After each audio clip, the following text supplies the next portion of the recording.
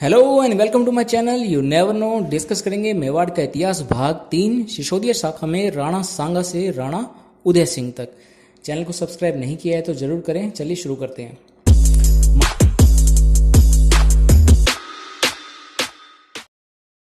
करते हैं। महाराणा कुंभा 1433 में शासक बने थे, लेकिन इसके बाद में इनके पुत्र आते हैं महाराणा उदा, जिन्हें इतिहास में कहा जाता है पितृहंता। पितृहंता का मतलब है ऐसा व्यक्ति जिसने अपने पिता की ही हत्या की हो। महाराणा उदा ने अपने पिता महाराणा कुंभा की हत्या कर दी थी। इसके बाद में महाराणा कुंभा के बाद में जो शासक बने थे वो थे इन्हीं के ही छोटे बेटे, जिनका नाम था राणा रैमल। राणा रैमल के बारे में ये कहा जाता है कि इन्होंने उदा को हटा दिया था मेवाड़ के शासक पद से, क्योंकि इन्होंने अपने पिता की हत्या की थी। और इन्हीं के शासनकाल में मांडू के सुल्तान ने मेवाड़ पर आक्रमण किया था, लेकिन राणा रैमल ने मांडू की सेना को हरा दिया था और वापस भेज दिया था। राणा रैमल के बाद जो शासक बनते हैं वो इनके 3 जो इम्पोर्टेंट बेटे हैं, इनके पुत्र हैं, इनके बारे में हम देख लेते हैं। राणा रैमल के जो पहले बेटे हैं उनका नाम है कुंवर पृथ्वीराज सिंह, जिन्हें इतिहास में उड़ना राजकुमार के नाम से भी जाना जाता है। इनकी पत्नी का नाम तारा था। इन्होंने अजमेरू दुर्ग का पुनरुद्धार करवाया था और अपनी पत्नी के नाम पर तारागढ़ उसका नाम रखा था। इनके बाद में जो इनके दूसरे पुत्र थे वो थे कुंवर जगमाल सिंह। इनका जो विवाह था सोलंकी राजकुमारी से होना था, लेकिन इन्होंने रानी का चेहरा देखने की जिद की थी। उसके बाद में इनकी हत्या हो गई थी। जो शासक बनते हैं इंपॉर्टेंट है वो है महाराणा संग्राम सिंह, जिनको हम राणा सांगा के नाम से भी जानते हैं। 1509 में राणा सांगा जो हैं वो शासक बनते हैं मेवाड़ के। इनके जो युद्ध होते हैं इंपॉर्टेंट है वो है इब्राहिम लोदी से। इब्राहिम लोदी 1517 में दिल्ली के शासक बनते हैं। ये सिकंदर लोदी के पुत्र थे। संग्राम सिंह और इब्राहिम लोदी में 2 इम्पोर्टेंट युद्ध होते हैं। पहला जो युद्ध होता है वो होता है 1517 में खातौली है बूंदी के अंदर, बूंदी का युद्ध होता है। उसके बाद में जो दूसरा युद्ध है अगले ही साल होता है बाड़ी, यानी जो धौलपुर में है, 1518 के अंदर ये युद्ध होता है। राणा संग्राम सिंह का जो तीसरा युद्ध होता है वो होता है सुल्तान महमूद के साथ में। सुल्तान महमूद कौन है? ये मांडू के सुल्तान हैं। मेवाड़ और मांडू के बीच में शत्रुता हमेशा से रही है, तो सुल्तान महमूद के साथ में इनका युद्ध हुआ था अगले ही साल, यानी कि 1519 में। और ये युद्ध हुआ था गागरोन के पास में। गागरोन झालावाड़ में है। गागरोन के पास ये युद्ध हुआ था और तीनों युद्ध का परिणाम हुआ था कि तीनों ही युद्धों में राणा सांगा विजयी हुए थे। इब्राहिम लोदी दोनों युद्धों में हार गए थे और सुल्तान महमूद को कैद कर लिया था, हालांकि बाद में उन्हें छोड़ दिया गया था। राणा सांगा का जो इम्पोर्टेंट युद्ध है वो होता है मोहम्मद जहीरुद्दीन बाबर के साथ में। बाबर हैं काबुल के शासक, जो कि दिल्ली में सुल्तान को हराने के बाद में वहाँ शासक बनते हैं और राणा सांगा के साथ में इनका युद्ध होता है।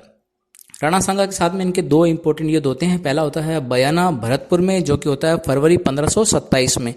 बयाना के युद्ध में राणा सांगा विजयी होते हैं और इनका जो दूसरा युद्ध होता है वो अगले ही माह मार्च 1527 में होता है। खानवा भी भरतपुर में है।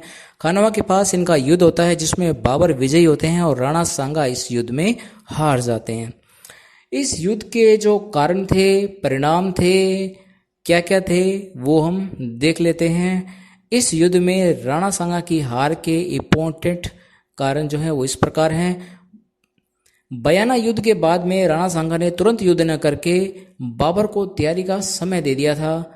दूसरा है बाबर के पास इस समय तोपें व बंदूकें थी। राजपूतों की जो युद्ध नीति थी वो बहुत पुरानी थी, जबकि बाबर के पास घेराबंदी की युद्ध नीति थी। 1528 में कालपी में विष दिए जाने से राणा सांगा की मृत्यु हो गई थी और इनकी समाधि है मांडलगढ़ भीलवाड़ा में। इसके बाद हम देखते हैं राणा सांगा के बाद में जो शासक बनते हैं वो है राणा सांगा के 4 पुत्र। राणा सांगा के 4 पुत्र हैं, जिनमें हम पहला पुत्र देखते हैं वो है राजा भोज।